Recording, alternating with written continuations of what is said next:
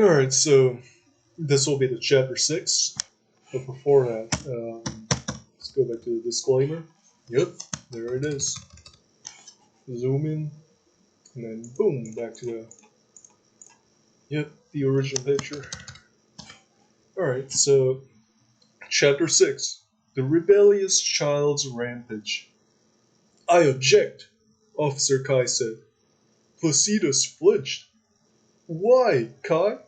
What for? By then, Lucio was looking at Officer Kai in sincere admiration. He never thought about his officer as someone with guts, but now that assumption was starting to crumble. Even though Lucio is a brat who picks on fights with anyone as he pleases, he was still formally speaking and didn't break any of the speech staff's regulations. Therefore, he has his right to speak without any interruptions, Officer Kai said. But he's indulging in fights like this. He goes overboard a lot too. And everybody's tired of his actions, Placidus said. Officer Kai sighed. Listen, Placidus, you shouldn't get so sensitive just because Lucio's picking fights with your friend Simeon. Sure, he indulges on fights, but fights are allowed during the discussion sessions. Come on, dude. Ephraim says this often. It's default that fights and freedom of speech come hand in hand. You can't do away with either of those two, because someone's opinion will often offend someone else's feelings. So Lucio here has the right to say whatever he wants to, no matter how harsh and degrading he talks at the victim. Placidus nodded. Okay, I see. They sat in silence for a while. Hey, Placidus, your acceptance doesn't let you sit here, though. Rules are rules. You need to be away from Tetrapordicus for a while, at least until Lucio's turn ends, Officer Kai said. Placidus grimaced.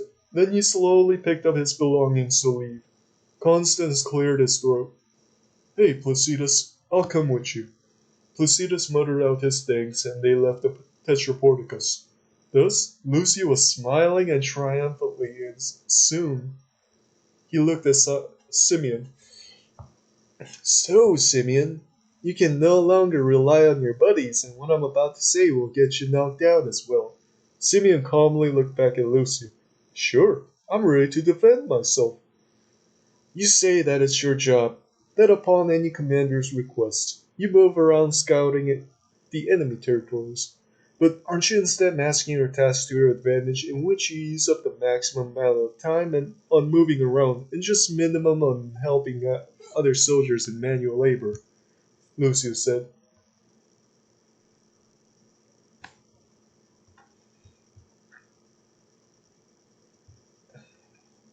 Simeon shook his head. Nope, I do the tasks expected of me, nothing more, nothing less. Lucio grimaced. That's not a clear defense.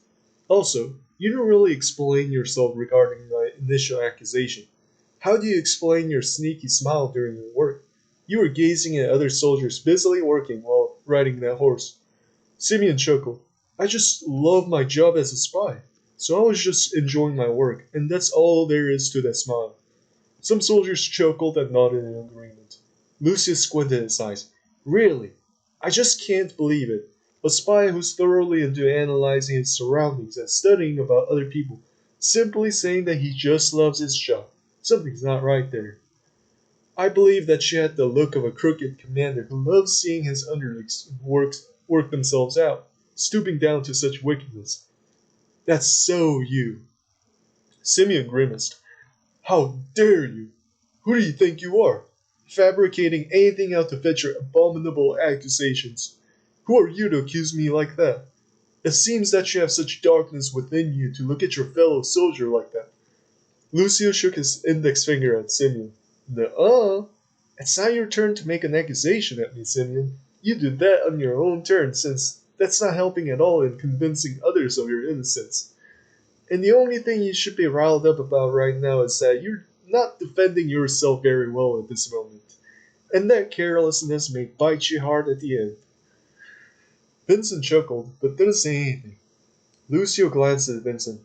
Things are surely turning in my favor. The major boost I had was that Simeon's helpers were gone. That pesky Placidus and conniving Constance. Kai kicked them out? How wonderful! And then Simeon was finally riled up, giving me some gets to fire more shots at him to hurt him badly in an argument and tear apart his soft sides to reveal his nasty self. Everything's going great. But first, I need to maintain this good pace. Surely, some soldiers were starting to have second thoughts. All those months and years of hearing Lucius' accusations on another soldier turned out to be pointless at the end. But this one must have some chance. However, they didn't feel like giving in so easily since it's been known that Lucio almost always ultimately fails in winning the argument. Simeon cleared his throat as he thought of ways to defend himself. It was still his turn in the argument, and he had to defend himself from the first topic, which was the sneaky smile accusation that Lucio made. Sneaky smile. I don't remember smiling in such a sneaky way, but I remember smiling while thinking about our history as Pre-Keeper Fortress soldiers. Before this, our life was boring and miserable without much going on. But ever since 5 months ago, things were beginning to change and we were getting happier day by day. And to see all of us working hard like that at the harbor. Sure, I wasn't doing manual labor like other soldiers, but I was just about to head out to deliver messages. Simeon paused for a while to drink some wine. And you said that I'm good at studying other people. Well, here's my explanation to that. Back then, I was feeling other soldiers' joy in their hearts. I'm certain that they were all happy and working together like that, uplifting their organization to greater levels and capabilities. He slowly looked around. Didn't you guys feel like that too? Gibson raised his hand. Yeah, I surely did. Seeing all of us together, doing the same thing for the benefit of the fortress, finally things seemed to be turning for the better. Some other soldiers nodded. Simeon smiled. Not only did I have a clear defense, I also have some of these guys agreeing with me. So your accusation is nullified. Lucio scowled. Not so fast, because you arrived so late to the defense building to tell us not to retreat. Why were you so late back then? Obviously, you were slacking and goofing around. Simeon frowned. Who cares? Because I arrived late, all of us were able to flee. If we had stayed there longer, then we would have been screwed. Lucius stomped on the ground with his fist. That statement has nothing to do with my accusation. I'm accusing you of failing to fulfill your duties fast enough. What would happen to us or any other squads if you failed to fulfill your duties on time? Oh, that. You see, it was Commander Lucas who sent me so late. I went there as fast as I could, but because he wanted to wait until the raided goods in the harbor cleared up more, my timing became late. Simeon sighed. Not only that, it's you guys who pulled back earlier than expected. Even Commander Kairos felt let down, since he wanted to shoot more arrows. Lucio gritted his teeth. He was losing ground by now, and other soldiers' mood was shifting back in favor of Simeon, so he had to find something real quick, or else this debate was done for. Well then, if you were one of the wagon crews, then why weren't you around at the end helping your crewmates? Simeon spread out his arms. He was getting frustrated at these lame strikes. Come on, I told you, I do what they order me to do. I want to help my crewmates, I want to be a team player. Before that time, Lord Pericles ordered me to keep watch over the church, because there were potential enemies in there who could do us much harm. Lucius started breathing fast. By now, the mood shifted almost all the way to his losing point. He really felt that he was grasping at haze available to barely keep his nose above the water. Ah! Lucius suddenly screamed and he grabbed his hair in severe frustration. I can't lose! I can't lose! I must win this! Kai helped me out. He believed in me. So I must win this one, or else a shame greater than every loss of Ephraim will come at me, and I won't be able to look straight at myself in the mirror from then on. Some soldiers sighed upon seeing Lucius struggle himself to death just over an argument. Soon a bright light sparkled in Lucio's eyes, and he thought of some. Hey, Simeon, you may have had easy victories on my previous accusations, but how would you defend yourself from this fact? that when you arrived at our cargo ship at the village dock at the end, the enemies arrived right after you.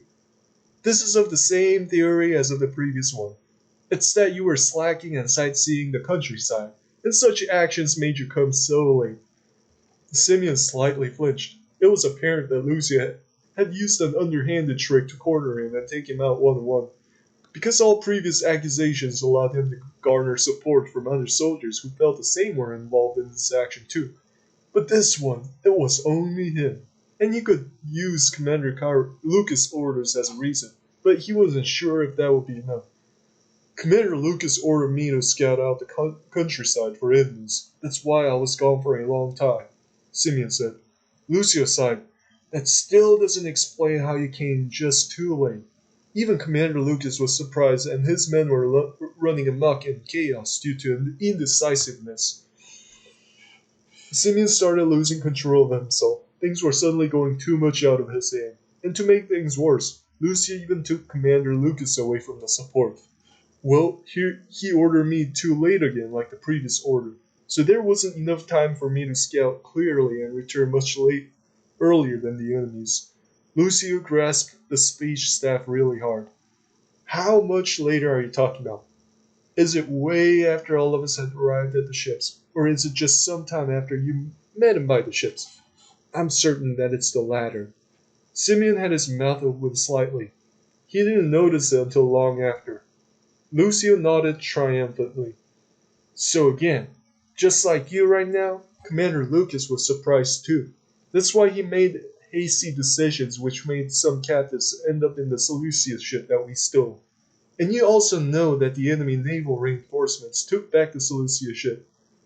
These prove that not only did your slacking habits cause everyone else to fall into chaos, but also it made us lose some of our captains. So you cost us a lot in this raiding campaign, and for that you should be ashamed of yourself. Simeon stared at Lucio. This problem child, rebellious child, unscrupulous child. Everything terrible about little kids laid right within this little guy. Thus, he wondered how Lucio's past life was, which made him like this. Simply said, Lucio was just a byproduct of a horrible world that they lived in.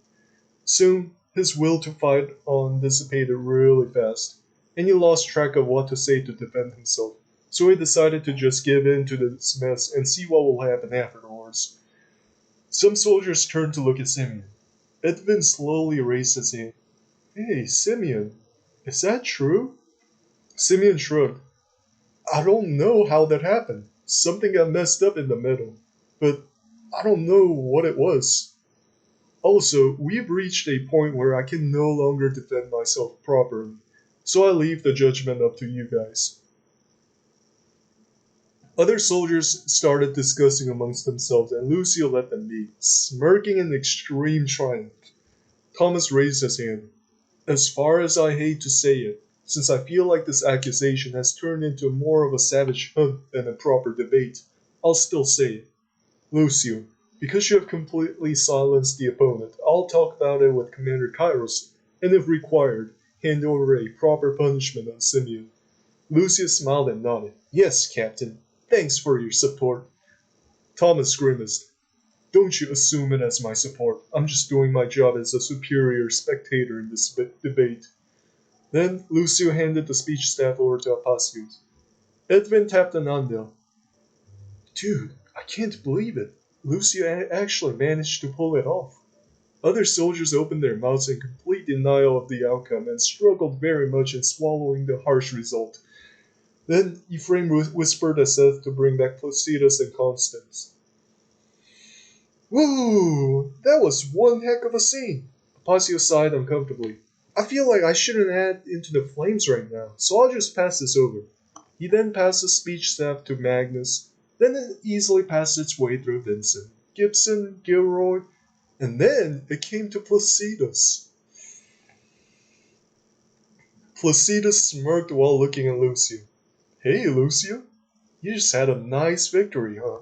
Lucio nodded triumphantly. That's right. Now others will make sure to respect me.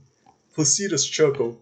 But sadly, I'm ready to wipe that victory smile off your face. He breathed deep.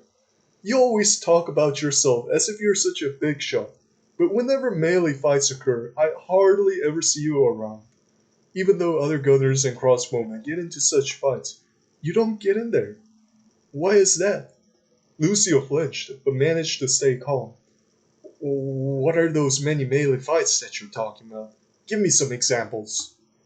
In the previous raiding campaign, just like Magnus, you stayed behind at the ship at all times.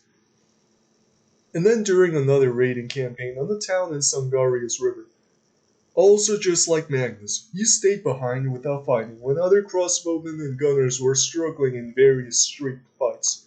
But unlike Magnus, you've never gotten in trouble for anything. Why is that? Placidus said. Well, for the first one, I say that I stayed back because Commander Kairos ordered me to organize a raid of goods that were on the cargo ship. Then for the next one, you weren't even around the fights, so how dare you try to assume and wrap me in the same status as Magnus? Seriously, do better than that. Foolish Placidus, Lucio said. Placidus grimaced, but he noticed Magnus raising his hand. Magnus smiled. Hey, Lucio. We were stuck together like lost brothers. Don't you try to reject that. No, I wasn't. You're just trying to trap me in along with you in the punishment line just because you already got caught yourself, Lucio said. Gilroy raised his hand. I saw you guys together too, so I was wondering why. Lucio sighed. And you're just angry that He suddenly stopped. It didn't look like he was out of having any words to speak, but seemingly of an intentional one. Just angry that you're what? Gilroy spread out his arms. Come on, I saw you. Don't try to avoid it. Gibson raised his hand. I saw you too. Lucio, with an angry face, pointing at Gilroy and Gibson, who were sitting together. You guys just want to help out your big brother Magnus, and siding with him. Hey, Lucio, I think that is enough evidence, Placido said. Vincent raised his hand. We are Magnus groupmates, and we were the only ones to have been able to look at you two. And I say that I saw you too, stuck with Magnus at all times. And you know that you can't blame me for anything. Lucio scowled at Vincent and then to Gilroy and Gibson, and lastly at Magnus. After that, with an intense rage driving him mad, and with a trembling hand, he pointed at Magnus. Honestly, did you really have to say it and help Placidus out? Magnus looked really sad. Well, yeah. You never appreciate me nor the support I give you. Lucio continued pointing at Magnus. You'll regret doing this. Placidus cleared his throat. Lucio, your fight is still with me. Don't just go off getting mad at Magnus. He doesn't hate you, but still, do you admit to avoiding fights in the Sangarius raiding campaign? Lucio sighed. Well, I guess I have no choice, so yeah. Placidus nodded. Okay, but I'm not done here, because I've seen that you have been driving the wagon a lot recently, and it's our basic motto of loving our neighbors as ourselves, that the burdens have to be shared among the fortress soldiers. So, how is it that you have been like the only one driving the support infantry group's wagon so far? Lucio flinched. It felt like Placidus had speared through his inner soul, but still he maintained his usual straight face. It's because Commander Kairos had ordered me to do that. Placidus grimaced. Really? Commander Kairos was just too busy to have ordered anybody to do that. I saw you just sneaking upon the wagon without even talking to Commander Kairos. So how is it that he ordered you? Lucio grimaced, but suddenly Seth raised his hand. Hey, Lucio, is that true? Commander Kairos never ordered you? Did you lie to me back then? Placidus gazed on as Lucio's atmospheric guard went down tremendously. Such an effect must have had something to do with what Seth has said. Lucio blinked his eyes multiple times as he looked at Seth. I... Seth clenched his fists and he started trembling. Do you have any idea of how much I needed some rest during the march to the city? But then you took that away as if it was nothing. I trusted you. No matter how much we argued, I have never thought that you would just straight up lie your way through like that. Lucio clenched his hands. Commander Kairos did order me. He ordered me to do that during many days in the fortress. He said that that would be the most suitable job for me, so I took his order at my core and applied it for our previous raid too. Seth shook his head. Yeah, but he never really ordered you that in our previous raid, and that meant that you didn't need to kick me away like you did back when I approached you to swap the task. Lucio, you're very heartless. If I was enjoying a good ride numerous times, then I would let others enjoy it too, even if that guy is you. Seth nodded at Placidus to continue. So, what do you say, Lucio? Placidus said. Lucio remained silent. Placidus chuckled. You know, Lucio, you should have expected a severe repercussions, since not only you succeeded in kicking me out for a while, but also you grilled Simeon so badly, or that's at least what I've heard from him. So, for this counter-strike, you not only ended up admitting to avoiding melee fights as much as possible, but also, you failed to defend yourself from my accusation that you're a very selfish kid who won't share the joy of a ride with anyone else. Not to mention that you tried hard to defend yourself by lying numerous times, even as evidence is poured out in front of you. Furthermore, it's one thing to avoid fights, but it's even more the shame if you behave so selfishly and sneakily like that. You see, we're all tired and stressed when we're on raiding campaigns. So it's a must that as support platoon members, we try our best to share the burdens and joys evenly with each other, no matter what the circumstances. Do you hear me? Lucio resumed trembling in rage, but he had absolutely nothing to throw back at Placidus. Placidus nodded. Yeah, I know, Lucio. You want to make some great comebacks, but you currently don't have any of that. And think about it. You spent so much time trying to grill up Simeon, and finally you succeeded. Yeah, that was good. I admit that. However, it only took me a few dialogues for you to be crushed, and others even did the work for me. So come on, dude. Give me some more fun. This was kind of boring. Ah, shut up, Placidus. Just leave me alone, Lucia said. Placidus sighed. Yup, that's all you can say. So I end my turn now. But always remember, Lucio, you'll need to learn a lot more to beat me. Get a lesson into your thick head. Then Placidus handed over the speech staff to Simeon. Simeon simply stated that he was happy that they all worked hard to make another raiding campaign come true, and he was content with working together. After that, he didn't accuse Lucio of anything since Placidus had already done more than enough. Therefore, the speech staff came upon Thomas. Thomas slurped up some wine and grabbed the speech staff. Well, this round of discussion was one of the most hectic ones so far. I can't say that I had heard anything positive and uplifting that any of us told the other guy. So I hope that you all come to terms with each other after this, when we go enjoy the scenery at the beach. But still, Lucio and Magnus, both of your actions will be reported to Commander Kairos for us to find viable punishments. He cleared his throat and sighed. It's rather disturbing that you guys are still unwilling to participate in the front lines. So, I just want to know, are you guys really that heartless and selfish? Pardon my question, but that was what Placidus said, and I just can't get his opinion out of my head. Both Magnus and Lucio held their mouths shut. Thomas nodded. Okay, I get you. You may not want to talk about it right here, so I'll give you another option. How about this? You either talk about it here or you talk about it in the future with Commander Kairos, Captain Klaus, me, Captain George, and Captain Niles present. Magnus and Lucio shook their heads. Thomas flinched and grimaced. Hey, I'm a captain, so the two of you must talk about it in some way or another. And I won't let anyone disrespect my authority like that. So, how about this? You talk about it with just Commander Kairos, Captain Claus, and myself. And we'll all keep the upcoming information confidential between us. I can't compromise further than that. That's the best that I'm going to do. Magnus nodded his head. Why, Magnus? Why? Lucio said. Magnus sighed at Lucio. Lucio, just accept it. He's our captain and he's willing to compromise that much. So just say yes. Okay, Lucio said. We agree on your compromise, Captain, Magnus said. Thomas sighed in relief. Alright then, we'll set up a day to meet somewhere in our fortress to talk about it. He then looked around. With that finished, let's all see if we have any complaints about the way that our fortress has been functioning. Vincent raised his hand.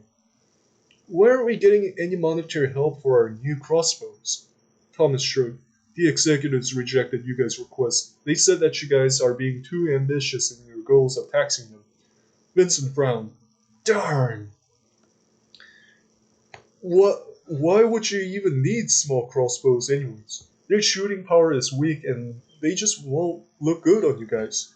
Do you seriously want civilians to look at your weapons as some sort of kid's toys? Thomas said. Gilroy grunted and raised his hand. Come on, Captain. You didn't have to come at us like that. Thomas shrugged again. Seth raised his hand. Come on, Gilroy. Small crossbows are for little babies like you. So unless you can't pick up the big crossbows that you have, stop complaining. Gilroy glared at Seth. You're the one who complains the most, so don't tell me what to do. Thomas sighed. That's enough, guys. Let's just end our charades here and go to the beach. Therefore, the soldiers hastily picked up their stuff and went for the beach. Alright, so that was it for chapter 6. Yep, that's what the Lucius Rampage was about. It was not the Rampage, it was more like a. It was more like a. Whatever that was. Yep. Anyways, thanks for listening. I'll see you guys later.